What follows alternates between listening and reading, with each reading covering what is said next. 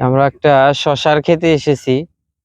আগে ছিল পটল, আহ ডোরা কাটা পটল।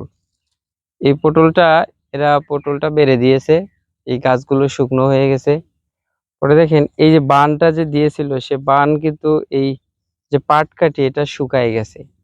এটা শুকায় যাওয়ার পরে এই জমিটাতে এই বানটাকে এরা কিভাবে কাজে লাগালো? এই পটল গাছ থাকা অবস্থাতেই কিন্তু এরা শশা গাছ রোপণ করেছে।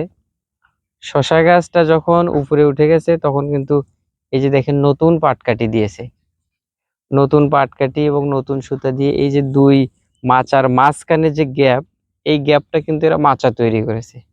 মাচা তৈরি করে তারপরে ওরা এই শশাটা এবার সংগ্রহ করবে।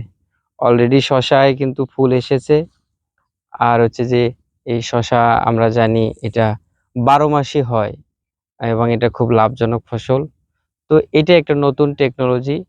একটা পটলের ক্ষেত, সেখান থেকে পটলের গাছ মেরে দেওয়ার পরে ওই একই ক্ষেতে একই বানে কিন্তু এভাবে চাইলে আবার শশা করা যায়।